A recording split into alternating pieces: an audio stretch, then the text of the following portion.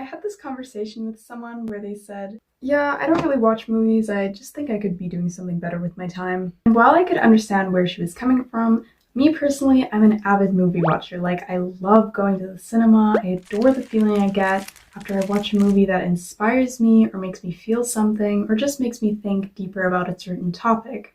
So on that note, here are my top 5 favorite movies.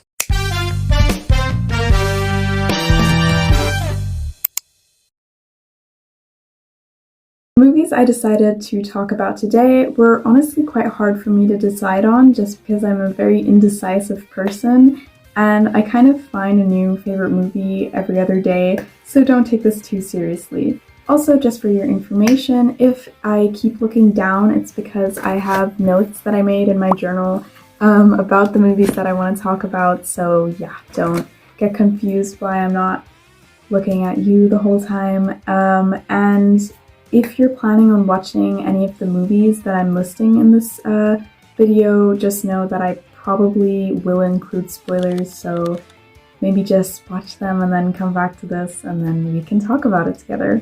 Starting off with Superman from 2025. I have something to confess. I only watched that movie because I found David Cornsweet attractive. I have no relations to Superman at all. But yeah, that's the reason I watched the movie, but I actually did enjoy it, and I left with a very happy and hopeful feeling afterwards, which surprised me because I didn't expect much. I've never watched any other Superman movie, but I felt really happy afterwards, and that's a feeling that I don't think a lot of films have given me over their years. And another thing that I really enjoyed was the humor. It was really a good, funny movie. It was a really nice, enjoyable watch.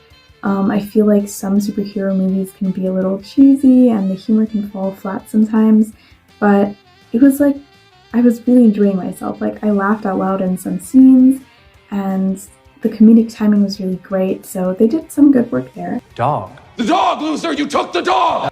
Another aspect that I really enjoyed was the score, but also the look of the film. Genuinely, the soundtrack is so good. Not only do they use amazing songs in the movie, I love I think it's called In 5 Years Time. I'm gonna put it here, but yeah, I have that on my phone. I have Punk Rocker by the Teddy Bears. The songs were good choices as well, but genuinely the score, the soundtrack of the movie was really enjoyable and very fitting for the scenes, and also I felt it was very fitting for the tone of the film. I can't really remember the last time that I watched a movie and right after went on my phone and was oh, I need to listen to the soundtrack again because it was so good. And like I mentioned before, the look of the film is amazing. It's eye candy. I don't know how to describe it other than that. You'll be in a scene and you're just taking it all in because the cinematography is just beautiful and the details are everything, and you're just sitting there and you could take a screenshot of a scene and just use that as a poster. It's really a beautiful film to watch, and also plus points because the CGI is really great. The most important message that I personally took from the film was that being kind is really, really important, which is duh, but I don't know, it's really beautiful. I find that we can have a film that still has a simple message in just saying being kind is cool, it's punk rock, it's incredibly important, and you should strive to be kinder or be the kindest version of yourself. Being kind doesn't always mean, letting everyone walk all over you, but it just means that you should just respect other people and try your best to understand other people. Even if you can't, you should at least try. And that brings me to my second point.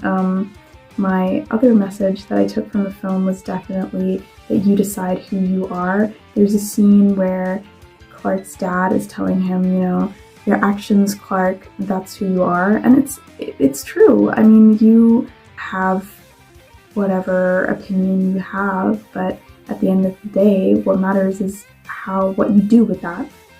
How you treat other people is the most important thing. Your actions decide who you are. It's not what you think. It's just what you do, basically. And like I said, it's a simple message, but it's very true, and it's very, close to the heart. And I think that it's wonderful that there's a superhero or just a person that kids or people in general can look up to and be like, wow, that really inspires me, or that makes me, want to change or just want to be the best version of myself. I think that's great. On that point, definitely one of my favorite scenes from the entire movie is Clark's speech at the end to the bald guy. I don't remember his name. What was it? Let me look it up. Wait a second. Lex Luthor, that was his name. Sorry.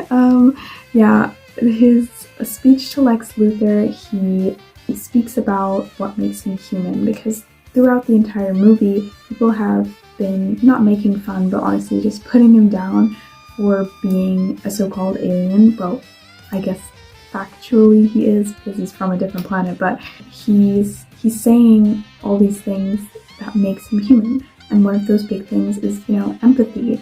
He has a lot of empathy for other people, but he shows up for people. He risks his life for people because he cares for them.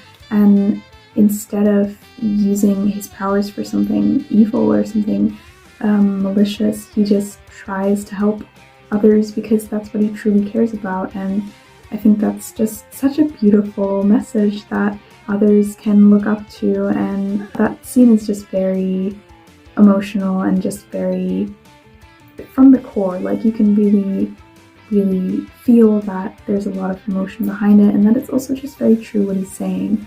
And yeah, I just think that, that's one of those scenes that just makes the movie great. It just makes me so joyful and just so happy and like very hopeful for the future, that other people kind of feel the same way maybe, and kind of strive to be good and strive to be kind to others. And yeah, that's why I love it. It's great. Give it a watch. At number 4, we have Soul. Now, can I just say that I find this movie got overlooked pretty badly. I think it came out in like 2020-ish, and pretty much no one knows that this movie exists. I feel like anytime I bring it up, no one has ever heard of it, even though it's like a Pixar/Disney movie, and just it's a lot of people don't know about it.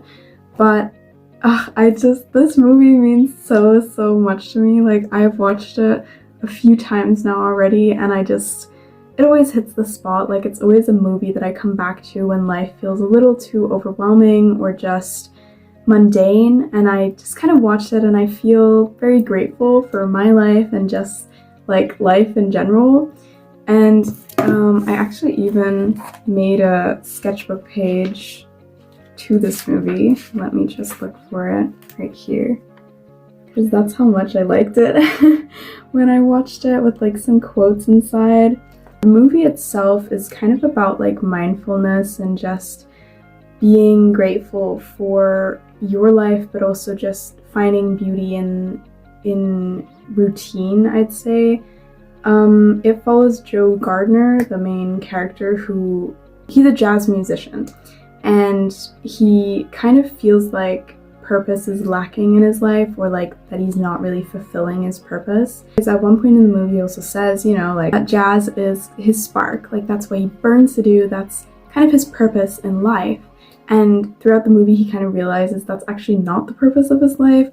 I could kind of relate to that in some way, because I feel like, as a fellow artist myself, it kind of feels like art is just what I was created to do. Like, that's kind of what I want to do with my life, and also it's just something that I was created to do. There's no other way saying that. I can completely understand like where he's coming from, but the real purpose in life is actually to just live, even though that sounds a little weird.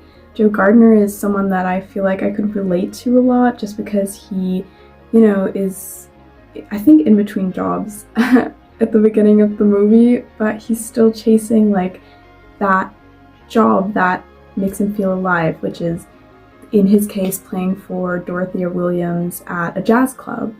And once he books that role, he enjoys the time, but he kind of feels not empty, but just not the way he expected to feel.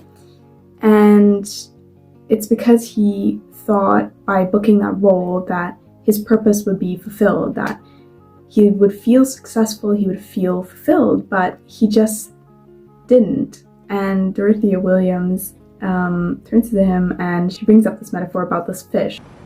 I heard this story about a fish. He swims up to this older fish and says, "I'm trying to find this thing they call the ocean." "The ocean," says the older fish, "that's what you're in right now." "This," says the young fish, "this is water. What I want is the ocean." And from what I understand, the metaphor is obviously about Joe. He's supposed to be the fish, right?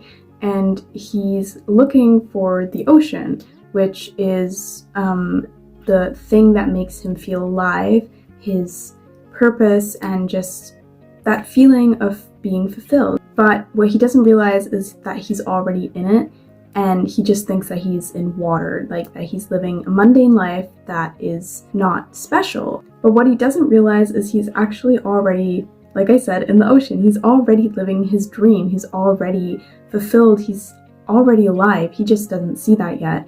He's so blinded by thinking that he should be feeling some type of way, or just, feeling more successful, or feeling like he has actually done something with his life, that he doesn't realize that his life is actually beautiful and that he's living out his dream, and he's already fulfilling his purpose, but he's just too caught up in not realizing that his life is meaningful and is beautiful. And after Dorothy or Williams tells him that metaphor, my favorite scene ever comes, which is, I think, called the Epiphany scene, because he basically composes the melody based on little things that he's collected, or that 22, his friend, has collected for when she felt alive.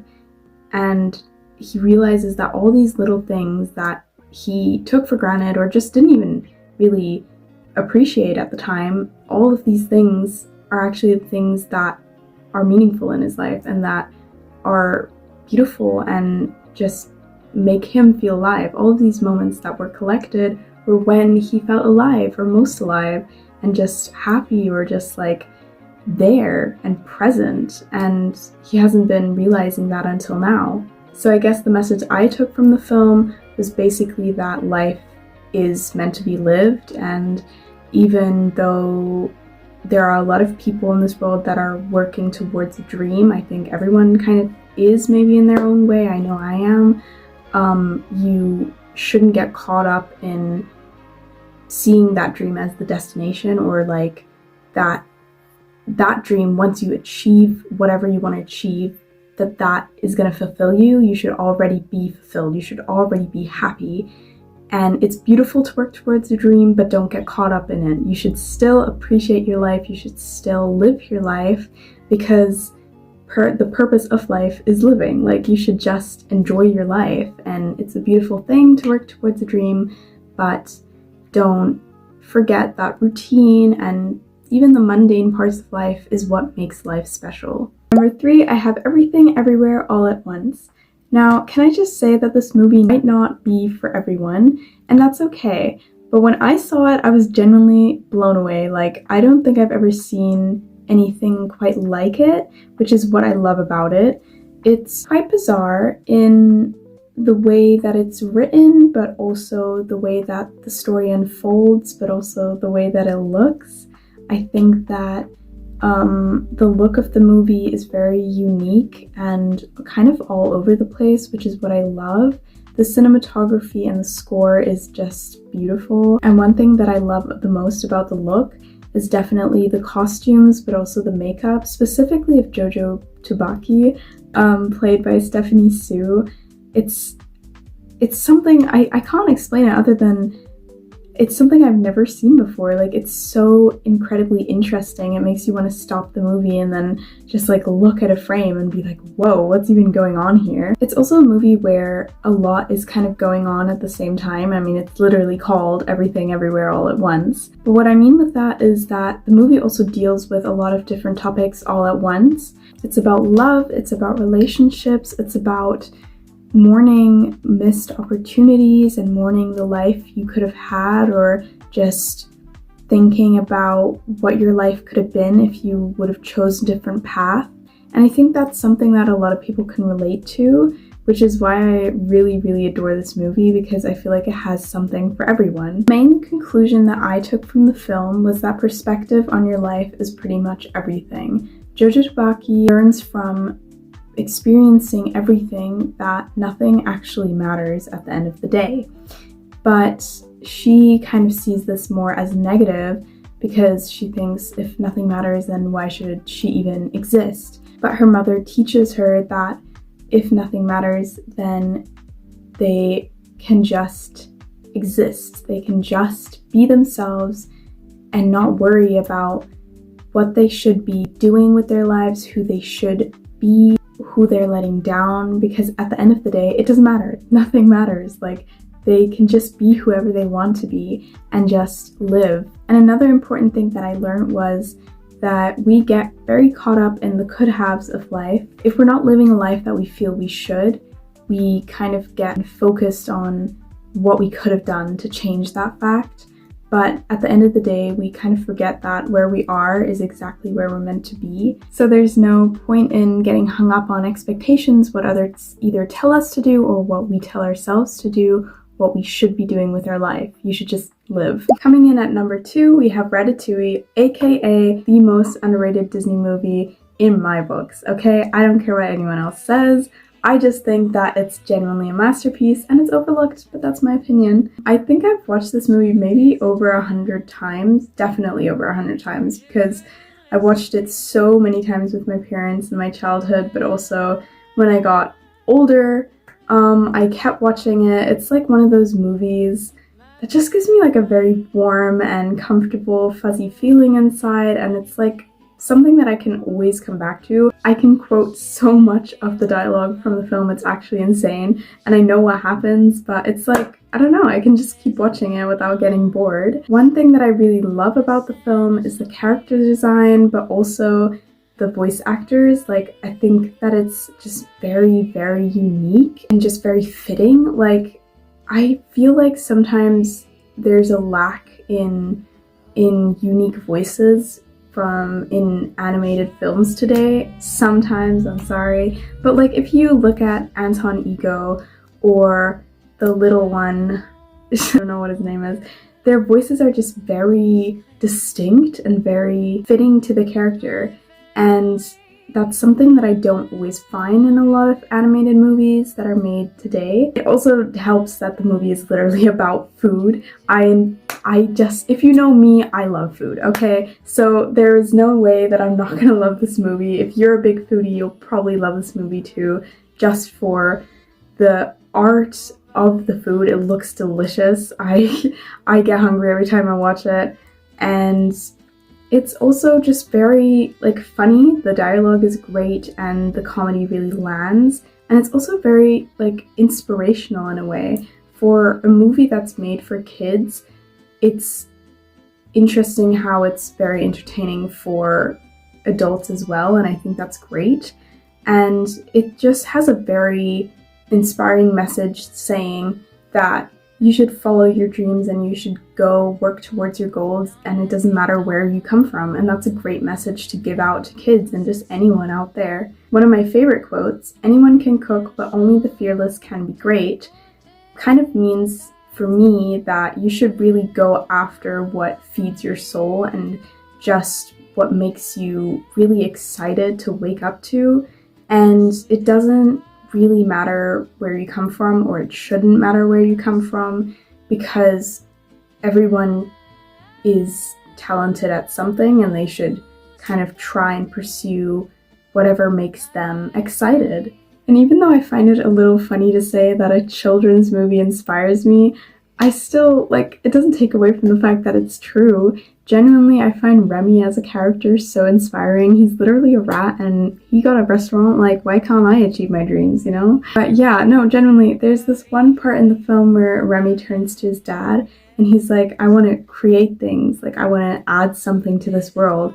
And that's a quote that genuinely resonates with me so much, because it's like, yeah, I also want to leave my mark in the world, and what should stop you? And nothing should basically stop you from doing that or pursuing that, because your only limit is your soul. Finally, at number 1, we have The Secret Life of Walter Mitty. Now this movie, I'm not gonna lie, I think it changed me. Like, I have never in my life related more to a middle-aged man in my life.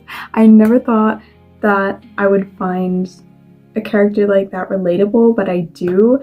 I can honestly understand Walter to an uncanny level, mainly because I'm also kind of a daydreamer and I just tend to live out a lot in my head and kind of make up stories in my head, if that makes sense. And I just never knew that other people did that as well, but I've also never seen that being portrayed as well as it was on screen like that. And I was immediately captured by it because I've never seen anyone make a movie like that. The movie makes me incredibly excited to live my life and travel and meet people, because Walter at the beginning of the film is very shy, he's very reserved, he's kind of like invisible in his workspace, and I know what that's like, and I know how scary it is to take a step out of your comfort zone, but this movie makes you want to do that and shows you how incredibly important it is to do that, because only when you step out of your comfort zone, that's the point where you start living. And I try to live my life by that in a way. That's also actually why I named my channel The Secret Life of Michelle Jean, because this is kind of a space for me to be entirely me and be incredibly brave and kind of put myself out there, which is something I'm not very used to. And every time I find myself being a bit more scared than I would like to be, or find myself being reserved when I should really, you know, be out of my shell, I watch this movie and it gives me a lot of hope and just inspires me to talk to people, to want to, like I said, just live my life as me and just kind of break out of my shell a little bit. And in one of my favorite scenes from the movie, this is really emphasized with, you know, taking a step out of your comfort zone, where Walter Mitty basically has to decide whether he's gonna go on an adventure or not, and he chooses to. And every single time I watch this scene, it just makes me so inspired and like excited, where I have the feeling like I want to stand up and go and just like live my life and just go on my own adventure. And I think if a movie can make you feel excited and motivated and push you to get out of your comfort zone, I think that's great. All in all, those were my top 5 favorite movies. I really hope you enjoyed listening to me talk and ramble about what I loved about them, and I hope maybe, you know, it inspires you to maybe watch them and give them a try, even if they're not the type of movies you'd normally watch. And yeah, if you agree, if you disagree, please let me know. Like I said, please don't take this too seriously. I'm probably gonna find new favorite movies very soon, and when I do, I can't wait to share them with you. So yeah, thank you for watching and bye!